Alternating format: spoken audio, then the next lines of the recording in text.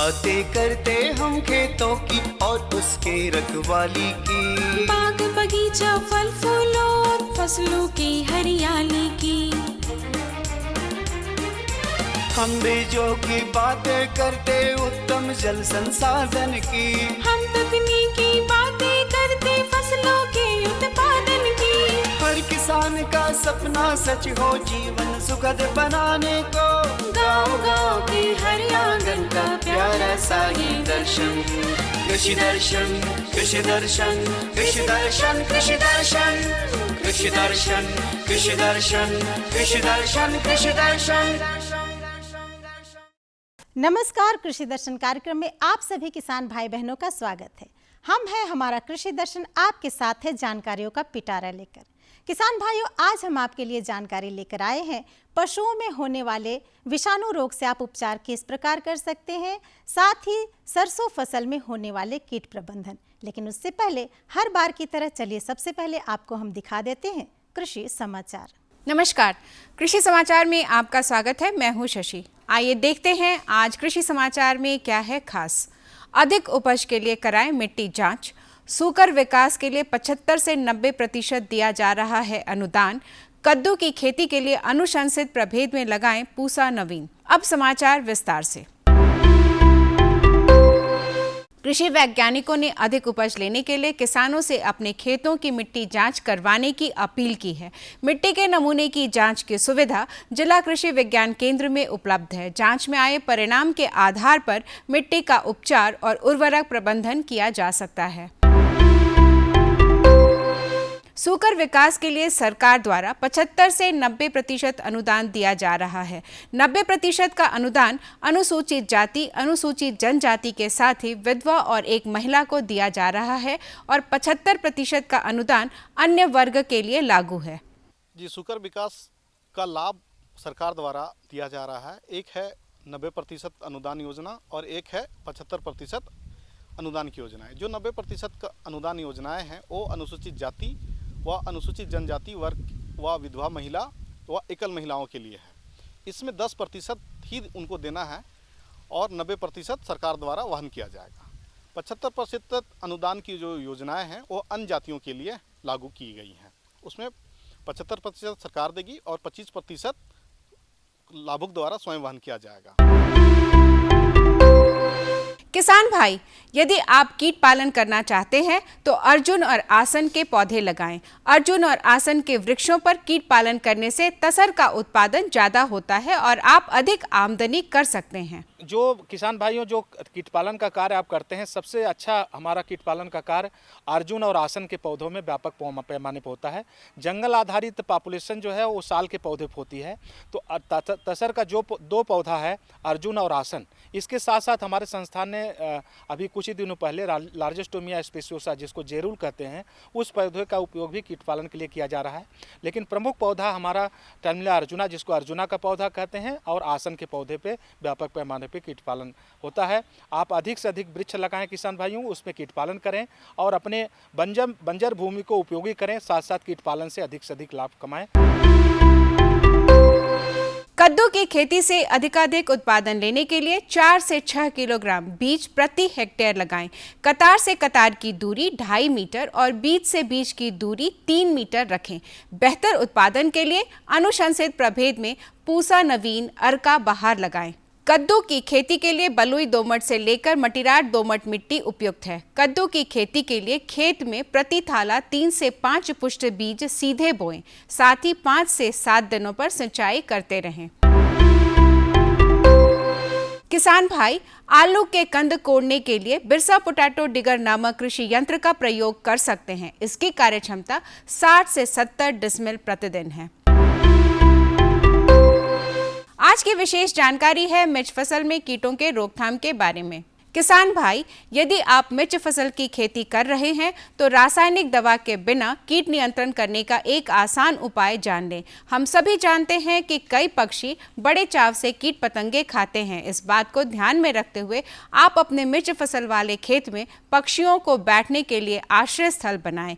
एक पक्षी आश्रय प्रति 10 एकड़ की दर से जरूर बनाएं। और अब एक नजर राज्य के 5 प्रमुख शहरों के मौसम के मिजाज पर। आज राज्य के 5 प्रमुख नगरों के अधिकतम और न्यूनतम तापमान कुछ इस प्रकार दर्ज किए गए। रांची का अधिकतम तापमान 27 डिग्री सेल्सियस और न्यूनतम 12 डिग्री सेल्सियस।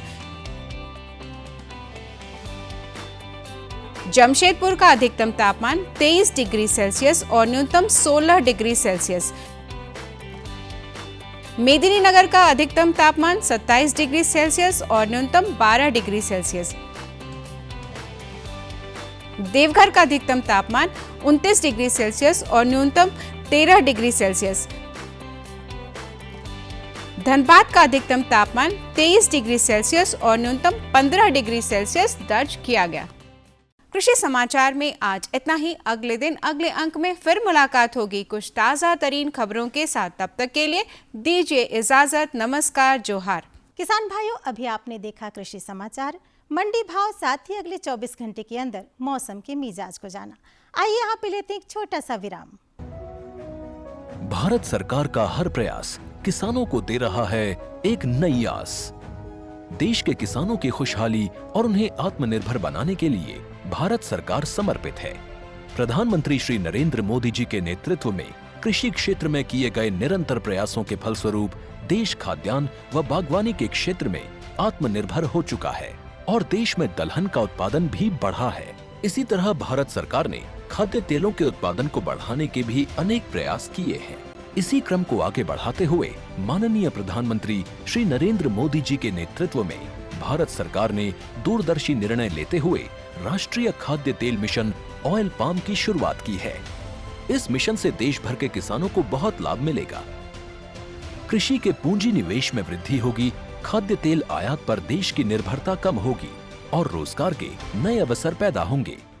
खाने के तेल में आत्मनिर्भरता के लिए अब राष्ट्रीय खाद्य तेल मिशन ऑयल पाम का संकल्प लिया गया है। इससे किसानों को तो सीधा लाभ होगा ही, गरीब और मध्यम वर्ग के परिवारों को सस्ता और अच्छी क्वालिटी का तेल भी मिलेगा। यही नहीं, ये मिशन बड़े स्तर पर रोजगार का निर्माण करेगा। इस मिशन के अंतर्गत ऑयल पाम का रकबा और पैदावार बढ़ाने पर जोर देने के लिए सरकार ने 11,000 करोड़ रुपए से अधिक की सहायता राशि निर्धारित की है।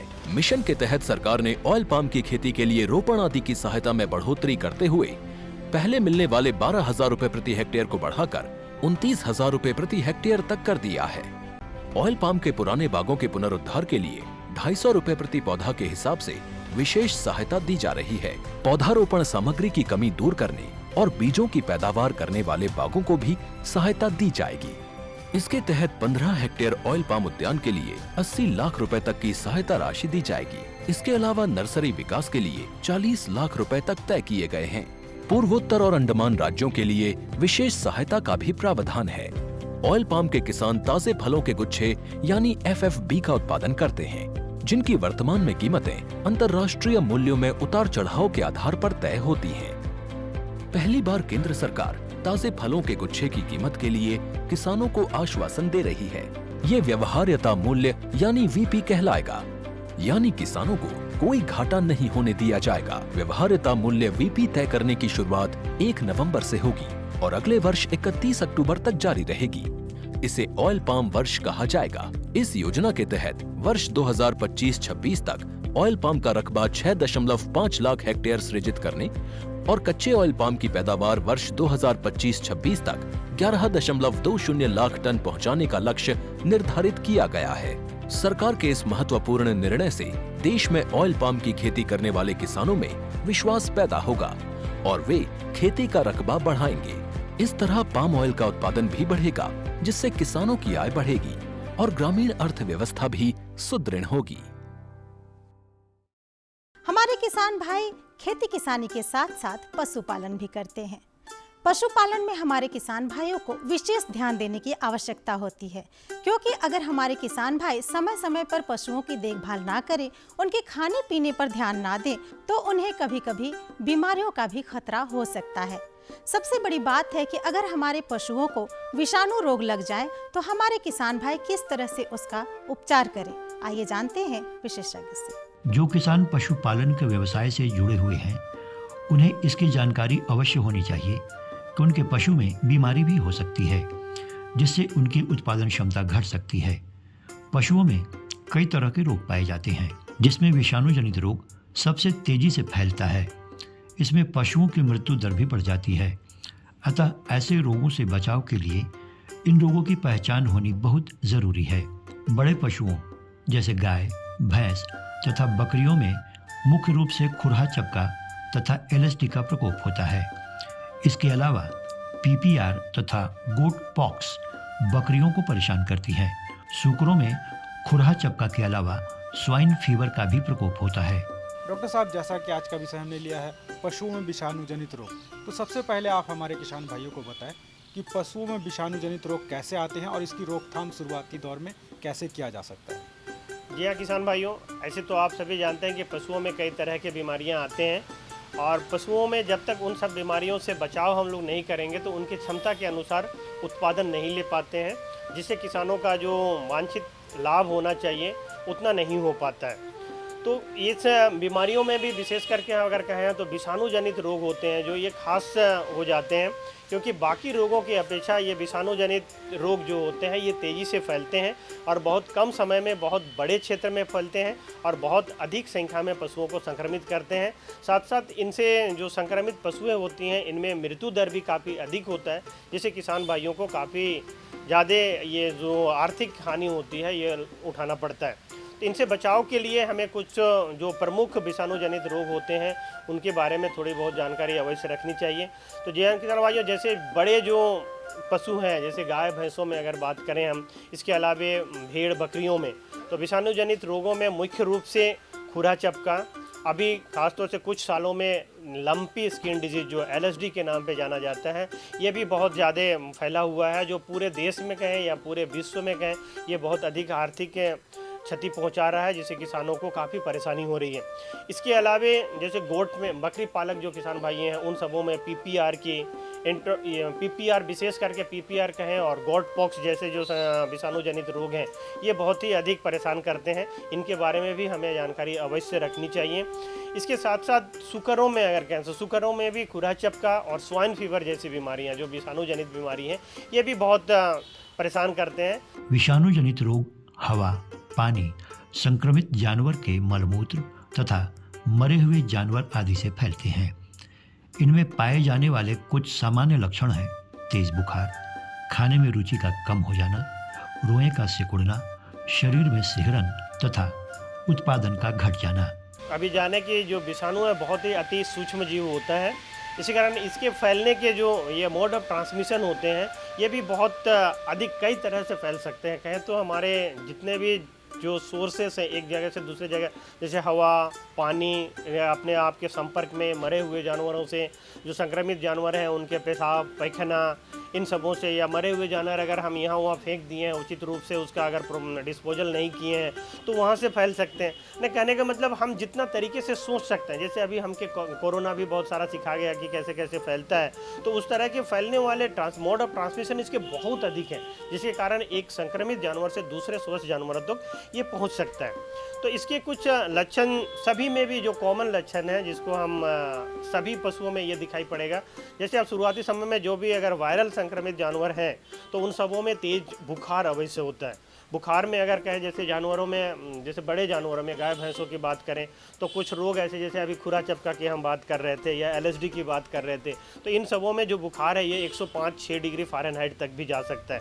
बकरियों में भी ये 105-6 डिग्री फ़ारेनहाइट तक जा सकता है। जैसा बुखार अगर रहे तो बुखार से संबंधित जितने भी और लक्षण, जैसे बुखार रहे जानवरों में तो वो क्या अपने खाने पीने के प्रति रुचि कम कर देगा, थोड़ा सा जो स्किन कोट है, जो रोए हैं वो सिकुड़े हुए रहेंगे, बॉडी में सिहरन रहेगा, उसके जो मजल्स हैं या थूथने कहें तो वो सूखे हुए रहेंगे, खाने के प्रति रुचि कम दिखाएगा। अगर उत्पादन वाले पशु हैं तो उत्पादन क्षमता अचानक घट जाते हैं। तो इस तरह के जो कॉमन सिम्टम है, लक्षण है, ये सभी में दिखाई पड़ेंगे। इसके अलावा विषाणु जनित रोग से ग्रसित पशुओं में खास लक्षण भी दिखाई देते हैं। यदि पशुओं में खुरहा चपका रोग होगा तो उनके खुर में सूजन दिखेगा, रंग में बदलाव नजर आएगा, लंगड़ापन दिखेगा तथा मुंह से लार टपकेगा। दुधारू पशुओं के थन में भी फफोले दिखेंगे, जबकि एलएसडी होने पर शरीर में गांठ पड़ जाती है और ये पॉक्स की तरह दिखता है। इसके अलावा जो खास लक्षण है, जैसे आपके पशु अगर खुरा चपका से ग्रसित हो गए तो उनमें आप देखेंगे कि खुरा में जो खुर है उनके आसपास में काफ़ी एक फफूले जैसे स्वेलिंग, जो फूला हुआ सूजन दिखाई पड़ेगा। रंग में थोड़ी बहुत बदलाव दिखा पड़ेगा। पशुओं में लंगड़ापन दिखाई पड़ने लगेगा। मुंह से लार आने लगेगा। मुंह के अंदर आप देखेंगे तो छोटे छोटे फफूले आने लगेंगे। तो इसी तरह से कुछ ये खुरा चपका को थोड़ा अलग करता है। और खुरा चपका जैसे हम जितने पशु कह रहे थे, जितने भी खुर वाले पशु हैं जिनके खुर 2 भागों में बटे हुए हैं, जैसे गाय, भैंस, भेड़, बकरी, इन सबों में, सूअर में, इन सबों में होने की संभावना इसकी रहती है। इन सभी में इस तरह के लक्षण दिखाई पड़ेंगे। इनके अलावा अगर दुधारू पशु हैं जिनके खुरा चपका हो रही, खासतौर से अगर संकर किस्म के पशु हैं तो उन सबों में इस बीमारी की होने की संभावना देसी की अपेक्षा अधिक रहती है। तो उनके जो अडर है, जो थन है, वहाँ पर भी फफोले आप देख पाएंगे।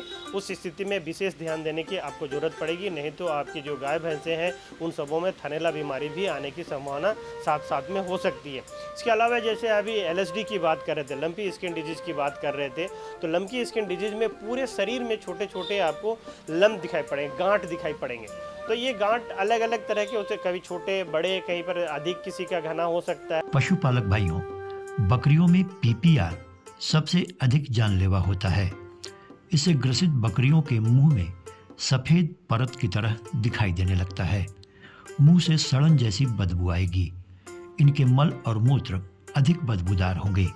ये संक्रमण तेजी से फैलता है और इसमें मृत्यु दर बढ़ जाती है। इसी तरह स्वाइन फीवर में सूकरों के पेट के नीचे लाल धब्बे दिखाई देंगे तथा इसके अलावा इनमें विषाणु जनित रोग के अन्य सामान्य लक्षण भी दिखाई देंगे।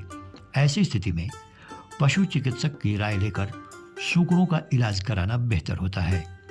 इसके साथ जैसे बकरियों की बात कर रहे थे, पीपीआर में, पीपीआर जो अभी कहें तो भारत में सबसे ज़्यादा बकरियों का जानलेवा बीमारी है। अभी चूँकि हम जो कुछ कॉमन साइन एंड सिम्टम की बात कर रहे थे, जैसे बुखार आ जाएगा, इस तरह की चीज़ें तो होंगी ही। इसके अलावा इसके कुछ खास लक्षण हैं जिसे आप पहचान सकते हैं। जैसे मुंह के अंदर आप देखेंगे तो एक वाइट रंग का छाला जैसा जमा हुआ एक परत दिखेगा। मुंह से सड़न आने लगेगी, सड़न जैसी बदबू आने लगेगी। आप उनके पेशाब या पैखाना में देखेंगे तो सामान्य बीमारियों की अपेक्षा इसमें अधिक बदबूदार होंगे। पशुओं की जो संक्रमण की जो संख्या है ये प्रतिदिन बहुत तेज़ी से बढ़ेगा। साथ साथ मृत्यु दर भी अगर बढ़ रही है तो कहीं आप निश्चित तौर पे उधर पे सोचना शुरू करेंगे, कहीं आपके पशु पीपीआर से तो ग्रसित नहीं है। इसके साथ आप सुकर की जैसे हम बात कर रहे थे, सुकरों में स्वाइन फीवर का, तो बाकी लक्षणों को देखते हुए भी अगर स्वाइन फीवर में ग्रसित जानने के लिए कुछ खास लक्षण, जैसे पेट के आसपास में अगर आपके लाल धब्बे, चमड़े के नीचे अगर लाल धब्बे दिखाई पड़ रहे हैं और विषाणु जनित दूसरे बीमारियों के लक्षण भी मिल रहे हैं, तो आप निश्चित तौर पे अलर्ट हो जाइए कि कहीं ना कहीं आपके जो सुकरे हैं ये स्वाइन फीवर से ग्रसित हो रहे हैं और उसके हिसाब से आप पशु चिकित्सकों से मिल के उसकी सलाह के अनुसार में आप चिकित्सा कराएँ। इसके साथ जैसे बात कर रहे थे तो ये बर्ड की, खासतौर से अगर ब्रॉयलर पाले हुए हैं आप या लेयर एक्सक्लूसिव पाले हुए हैं तो वहाँ पे रानीखेत के लक्षण, रानीखेत और गैम्ब्रो से जो वायरस विषाणु जनित रोग होते हैं उनके बचाव के लिए आप निश्चित तौर पे जो भी उचित कदम होते हैं उसको उठाएं, नहीं तो इन सबों में बहुत अधिक मृत्यु दर होती है जिससे आपको हानि में जा सकते हैं। पशुपालक भाइयों, विषाणु जनित रोगों का इलाज कभी कभी काफ़ी कठिन हो जाता है, अतः ऐसे में इससे बचाव करना बेहतर होता है।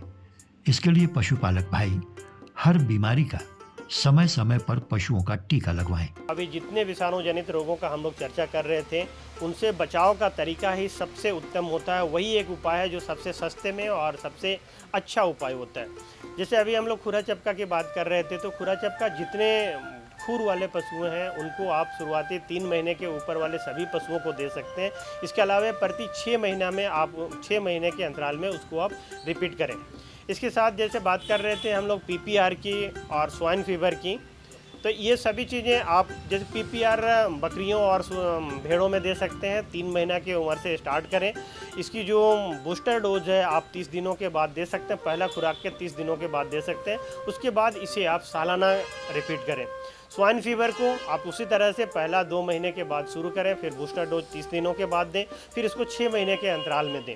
रही रानीखेत और गैमरो की, जैसे रानीखेत को आप 3 से 5 दिनों में पहला खुराक दें, उसके बाद आप इसको 20 से 21 दिनों में दें, उसके बाद प्रत्येक 40 के दिनों के बाद में अगर आप रिपीट करते जाते हैं तो आप चाहे देसी बर्ड रहें या लेयर रहें, उन सबों से रानीखेत से बहुत हद तक आप उसको बचा सकते हैं। इस तरह से कुछ बातों पर ध्यान देकर पशुओं को विषाणु जनित रोगों से बचाया जा सकता है और उनसे अच्छा उत्पादन लिया जा सकता है।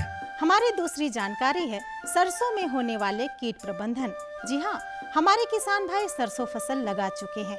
अब यहाँ पे बात आती है कि अगर सरसों के फसल में किसी भी कारणवश कीट लग जाते हैं तो आप उसका प्रबंधन किस प्रकार करें। जानने के लिए सीधे हम रुख करते हैं विशेषज्ञ की ओर। इससे हमें सरसों तेल प्राप्त होता है, जिसकी उपयोगिता हमारे दैनिक जीवन में बहुत अधिक है। अपने झारखंड में धान की कटाई के बाद सरसों की फसल लगाई जाती है। इसमें कीट लगने की समस्या बहुत अधिक होती है, अतः इससे अच्छा उत्पादन लेने तथा फसलों को कीटों से बचाने के लिए समेकित जीव प्रबंधन करना अति आवश्यक है। इसके कई आयाम हैं, जैसे कल्चरल, मैकेनिकल, बायोलॉजिकल एवं केमिकल कंट्रोल। सरसों फसल में जो समेकित कीट प्रबंधन है वो किस तरह से किया जाए, डॉक्टर साहब? देखिए, सरसों एक रबी की जो है प्रमुख फसल है और 13वीं फसल होने के दृष्टिकोण से हम लोग देखते हैं कि तेल तो हर एक चीज़ में आवश्यक चीज़ है। इसीलिए जो भी हम लोग सब्जी बनाते हैं या खाना बनाते हैं उसमें हम लोग सरसों का तेल को जो है ज़्यादा इस्तेमाल करते हैं।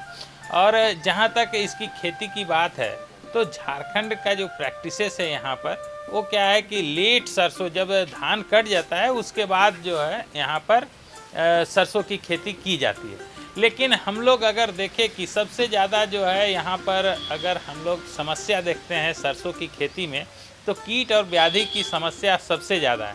और ऐसी परिस्थिति में अगर किसान बंधु अगर चाहते हैं कि उनके फसल में अच्छी उत्पादन हो और कीट और रोग उनके खेत में कम लगे तो इसके लिए समेकित नासी जीव प्रबंधन करना बहुत आवश्यक है। समेकित नासी जीव प्रबंधन हम लोग किस प्रकार से करेंगे, तो ये शुरुआती अवस्था पे है कि अगर हम लोग देखते हैं कि 4-5 इसके आयाम हैं कि हम लोग अगर देखें कि सबसे पहले अगर है फिजिकल कंट्रोल है, उसके बाद मैकेनिकल है, बायोलॉजिकल कंट्रोल है और तब जो है केमिकल कंट्रोल है। तो ये 4 तरह की विधि है जिसको हम लोग समेकित नासी जीव प्रबंधन में इस्तेमाल करते हैं। कल्चरल कंट्रोल के लिए रोगरोधी या कीटरोधी प्रजातियों का चयन करना चाहिए। इसके अलावा बुआई निश्चित समय पर कर लेनी चाहिए। फिर यदि सरसों की फसल के साथ गेंदा तथा पत्ता गोभी की फसल लगाई जाए तब भी कीटों का प्रकोप कम हो जाएगा। जैसे हम लोग मान लें कि कल्चरल कंट्रोल के बारे में कहते हैं तो कल्चरल कंट्रोल क्या है, तो कल्चरल कंट्रोल का मतलब है कि वैसे कंट्रोल हम लोग देखें कि उसमें क्या होता है कि सबसे पहले अगर आप रोग रोधी या कीट रोधी अगर प्रजाति अगर आप लेते हैं तो उसको आप इस्तेमाल कर सकते हैं उसमें रोग और कीटों को नियंत्रण करने के लिए। दूसरा क्या है कि कल्चरल कंट्रोल का मतलब है कि जो फसल है यहाँ पर धान काट करके जो सरसों लगाते हैं वैसी परिस्थिति में थोड़ा सा लेट हो जाता है और लेट होने के वजह से जो एफिड है, माहू है, तेला है, चेपा है, उस कीटों का जो है आक्रमण बढ़ जाता है। तो हम लोग क्या करते हैं कि कोशिश करें कि वैसे किसान जिनके पास अगर व्यवस्था है तो वो कल्चरल कंट्रोल में जो है हम लोग देखते हैं कि समय अनुसार जो है उसको इस्तेमाल करें। तो समयानुसार अगर मान लीजिए कि अगर अक्टूबर महीने में लगा देते हैं तो वहाँ पर कीटों की संख्या जो है उसमें कम आती है और हमारा कीट जो है वो इंसिडेंस कम होता है। लेकिन चूंकि झारखंड है यहाँ पर जो है धान कटने के बाद नवंबर दिसंबर तक जो है लोग सरसों की खेती करते हैं, वैसी परिस्थिति में तिलहनी फसल में जो है काफ़ी उनको जो है क्षति वहाँ पर देखने को मिलती है। इसके साथ साथ समय अनुसार अगर वो लगाएं। दूसरा है कि अंतर शस्य फसल को अगर वो व्यवहार करते हैं तो वो आप जो है वैसे फसल जो उसके साथ साथ जो है अगर लगाएं तो उसमें अगर कीट अगर व्याधि अटैक होता है, चाहे हम लोग देखते हैं कि आप गेंदा उसके साथ लगाते हैं या आप पात गोभी फूल गोभी की खेती करते हैं सरसों के साथ, या आप आलू या मटर के बंडिंग में करते हैं, तो इस तरह का जो खेती होती है उसमें भी जो है आपका कीटों का इंसिडेंस को हम लोग कम कर सकते हैं। मैकेनिकल कंट्रोल में हमें फांस फंदा या येलो ट्रैप आदि लगाने की आवश्यकता होती है। इससे कई कीट इनमें फंस जाएंगे और उनके प्रकोप से मुख्य फसल प्रभावित नहीं होगी। उसके बाद जो आता है मैकेनिकल जो प्रोसेस है, मैकेनिकल कहने का मतलब हम लोग इसमें देखें कि जो है आप अगर मान लीजिए कि सरसों की खेती करते हैं तो उसमें जो है गंध फास फंद, मान लीजिए कि हमारा डीबीएम एक जो है डायमंड बैक माउथ जो है उसका मेजर जो पेस्ट है उसके लिए गंध फास फंदा अगर लगा देते हैं तो ये एक मॉनिटरिंग पर्पस से लगाते हैं, जो हमको ये पता चले कि हमारे खेत में इसकी संख्या कितनी आ रही है और उसका नियंत्रण हम किस प्रकार से कर सकते हैं। जब ये जो है अगर मान लीजिए आपको पता चले कि हमारे खेत में डीबीएम का अटैक हो गया, पेंटेड बग का अटैक हो गया, तो वैसी परिस्थिति में जो है जब हम इसका गंध फास फंदा अगर लगाए हैं तो उससे मॉनिटरिंग होगा। फिर उसके बाद जब आप देखें ज़्यादा संख्या में तो मास कंट्रोल करने के लिए इसको हम लोग वो लगा सकते हैं। इसी तरह से बायोलॉजिकल कंट्रोल में बायोलॉजिकल या बोटनिकल पेस्टिसाइड्स का जरूरत अनुसार प्रयोग करने से कीटों के प्रकोप से बचा जा सकता है। जो है हम लोग बायोलॉजिकल में आते हैं, तो बायोलॉजिकल या बॉटनिकल जो पेस्टिसाइड्स है जिसमें मान लीजिए कि कोई आदमी अगर चाहते हैं, चूँकि ये सरसों एक ऐसा फसल है जिसमें मधुमक्खियाँ काफ़ी जो है उससे रस प्राप्त करती है, जिसके वजह से जो है मधुमक्खियों को भी हमको बचाना है और ये इसको बचाने के लिए हम लोग उसमें बॉटनिकल जो पेस्टिसाइड है उसी से उसका नियंत्रण करते हैं। इसके लिए जो है हम लोग देखें कि एक बाज़ार में जो है फंगस आता है वर्टिसिलियम लैकेनी, इसका जो है हम लोग क्या करते हैं 4 ग्राम पर लीटर पानी में घोल बना करके उसका अगर स्प्रे करें, या अगर हम लोग जो है देखें कि बाज़ार में नीम तेल है तो नीम या करंज का तेल है तो करंज का तेल है वो 3 ml पर लीटर पानी में घोल बना करके इस्तेमाल करें, या नीमेरिन है या जैसे मान लीजिए 1500 ppm है तो 3 से 5 ml, अगर 10,000 ppm है तो उसका जो है 1 ml पर लीटर पानी में घोल बना करके उसका छिड़काव करते हैं। इसके साथ आप घर में जो निर्मित है जो जैसे 10 परनी वगैरह हम लोग बनाते हैं, आपके पास अगर वैसे 10 पत्ते जिसको जानवर जो है नहीं खाते हैं उसका बराबर मात्रा में अगर 10 किलो लेते हैं तो उसमें जो है आपका 50 लीटर वो आप गौमूत्र उसमें डाल देते हैं। तो गौमूत्र डाल दीजिएगा तो उससे जो है जब 10 दिन में सड़ जाएगा तो उसका 1 लीटर पानी में 100 ml डाल करके उसका भी स्प्रे कर सकते हैं। इसी तरह से रासायनिक नियंत्रण जिसका प्रयोग बहुत ही अधिक जरूरत पड़ने पर करना है, उसके लिए मेटासिस्टॉक्स तथा इमिडाक्लोप्रिड नामक दवा बाजार में उपलब्ध है। इनका अनुशंसित मात्रा में प्रयोग किया जा सकता है। रासायनिक नियंत्रण में क्या होता है कि सबसे ज़्यादा जो है हम लोग देखें बाज़ार में मेटासिस्टॉक्स है, ये काफ़ी अच्छी और पुरानी दवा है, उसका इस्तेमाल करते हैं। लेकिन हम किसान बंधु से ये आग्रह करेंगे कि रासायनिक जो है उसका कीट का अगर नियंत्रण में हम लोग पहले से अगर शुरुआती स्तर से अगर उसका प्रबंधन को अगर हम लोग इसमें से निभा देते हैं या उसको ध्यान रखते हैं तो हमको अलग से फिर जो है रासायनिक कीटनाशकों का जो है ज़रूरत नहीं पड़ता है। तो हम लोग ये भी देखें कि अगर हमारे खेत में अगर रोग लग रहे हैं, कीट लग रहे हैं, तो उसको हम लोग पहले पहचानें और शुरुआती स्तर से ही उसका प्रबंधन के लिए हम लोग को तैयार रहना होगा, ताकि अगर किसान बंधु को अगर मान लीजिए कि अगर रासायनिक में जाना हो तो मेटासिस्टॉक्स इसमें जो है अच्छी दवा है, जिसको जो है 1 ml पर लीटर पानी में घोल बना करके छिड़काव कर सकते हैं। लेकिन उनको जो छिड़काव करना है वो शाम के समय करें, सुबह में नहीं करें, क्योंकि सुबह में मधुमक्खियों का भी विजिट रहता है। और अगर दूसरी दवा है तो नियोनिकोटिनाइड ग्रुप का जो दवा आती है वो इमिडाक्लोप्रिड है, इसका जो है वो 3 लीटर पानी में 1 ml घोल बना करके उसका छिड़काव कर सकते हैं। इस तरह से वैज्ञानिकों के मार्गदर्शन पर चलकर हम सरसों में लगने वाले कीटों का प्रबंधन कर सकते हैं और उसकी अच्छी फसल ले सकते हैं। निश्चित तौर पर इससे हमारी अच्छी आमदनी होगी। तो ये थी हमारी आज की जानकारी। हमारी जानकारी आपको कैसी लगी आप हमें हमारे इस पते पर लिख सकते हैं। फटाफट हमारा पता नोट करिए। हमारा पता है कार्यक्रम कृषि दर्शन, कृषि प्रकोष्ठ द्वारा केंद्र निदेशक, दूरदर्शन केंद्र, रातू रोड, रांची। पिन संख्या है 001। तो इसी तरह से हमारा कार्यक्रम देखते रहिए और लाभान्वित होते रहिए। फिर मिलेंगे, तब तक के लिए कृषि दर्शन की पूरी टीम के साथ मुझे दीजिए इजाज़त। नमस्कार, जोहार।